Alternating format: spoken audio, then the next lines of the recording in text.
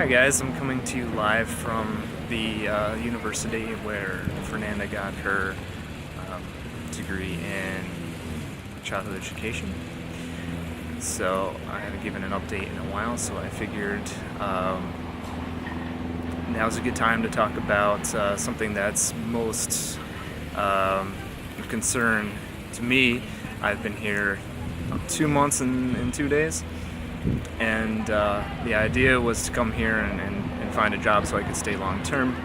Unfortunately, on the 9th of April, the president announced by executive order essentially that people that came here on travel visas were not to be using them to then transfer to another sort of visa or some sort of permanent or temporary residence.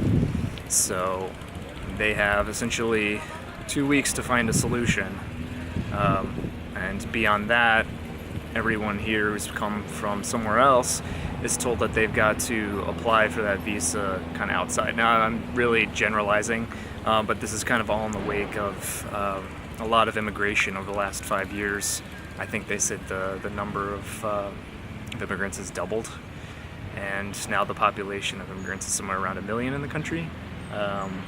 And they've seen a huge influx from Haiti and Venezuela, given the political climate there.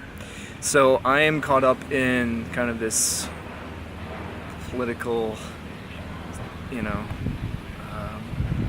fiasco concerning immigration, even though I'm really here just to live with Fernanda and try to find a job. So there's been some sort of mild success, I would say. I don't have a job, but there are some prospects on the table. I'm gonna see if I can pan around here just so you guys can get a view. It's really nice here. Slight departure. It is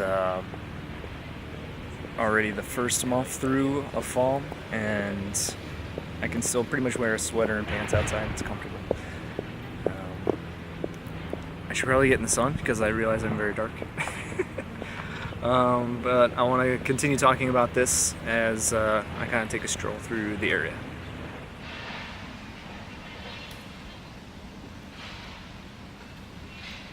So, right around the time that the president made that executive order announcement, we didn't really know what was entailed. And Fernanda has like an amazing network of friends that she keeps in touch with high school and university. So she had a high school friend who knew a lawyer who works in the extranjería, which is kind of like the foreign affairs office here in Chillán. So we met up with this guy, I think the next day or the day after that, to try and talk with the folks in that office to get the lowdown. And he allowed us to kind of bump like a line of, I don't know, a ton of people, mostly Haitian, waiting in the office. For those folks, we're looking to get permanent residency, a visa of some sort, I don't know. And the person we talked with basically told me that I do need a work contract. We thought we're just going to be able to go in there and maybe just present a passport, but now I'm going to need somebody to kind of officially hire me with a document. And so far, like I said, we've had a few leads. Fernanda's best friend, boyfriend, kind of has an enterprise of his own, just a couple of people. He had made an offer to help, but we're still waiting to hear back from the person he's contracting with, because apparently they have to make up the work contract for it to be official. Another lead is she has another high school friend who's close. We went to their wedding last month, and they own a series of sushi restaurants, and they said I could be what is essentially a host. When we went over to the restaurant, they showed me everything he did, and it seemed a little intimidating for me at the time, because he was also managing a Facebook profile for the live for people who want to make reservations. He was handling phone calls, and he was printing receipts and taking orders. After I have spent a while here improving my language skills. I'm sure it wouldn't be too much of a problem. It really didn't seem like it was going to require much of a brain. So those two, up until this week, have basically been the main leads.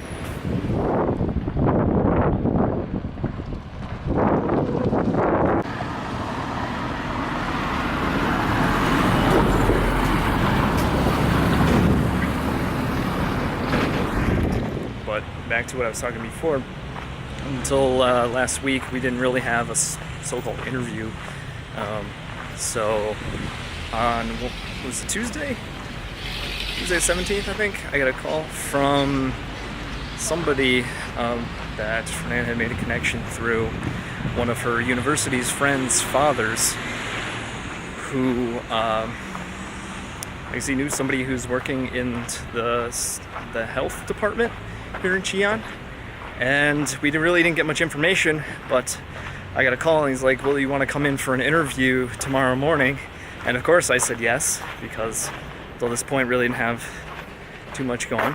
And it's something that they told us was bromatologia, which translates to food science, which is kind of what I've been doing recently. So it sounded like a pretty good prospect, so I prepared the best I could.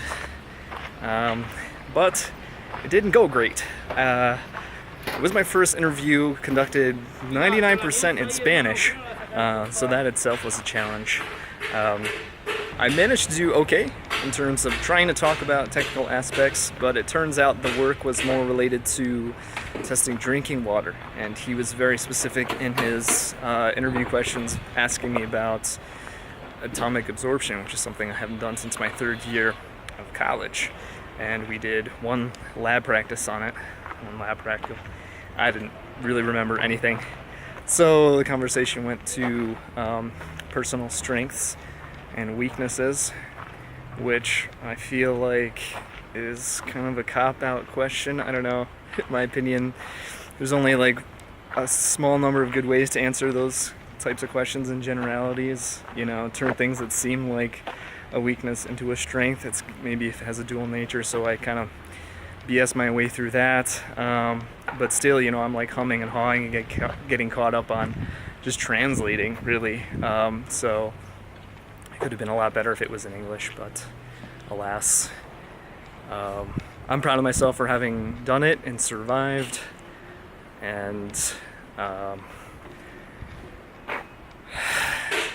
on to the next thing, really. Boom! Just like that, I teleported to a different bridge. So, last weekend was Amanda's mother's birthday, and we were walking around after coming back from taking her out for meals and such.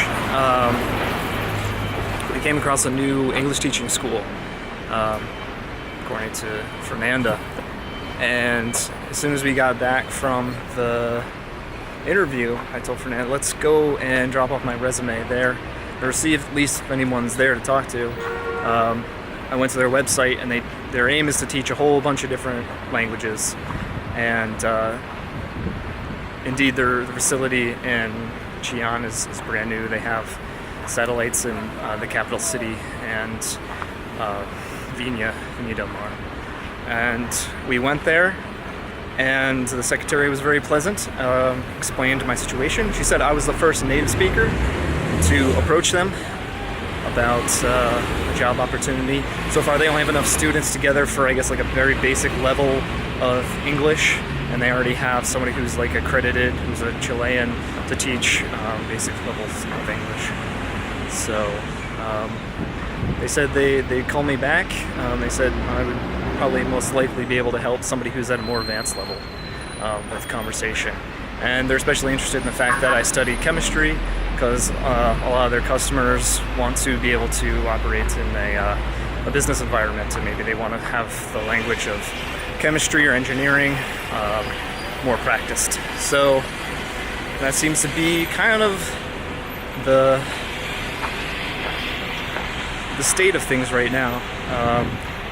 I really need to be able to find something, preferably before the 25th, because that's kind of around the last day where my travel visa expires, and my last attempt to get in the door an application with a work contract to get that visa without having to renew my travel visa. And again, at that point, it seems like I may have to leave the country in order to apply for a job in the consulate back in the United States, which is something I really don't want to have to do. But you know, the opportunities will present themselves, and I'll attack what I can when they do.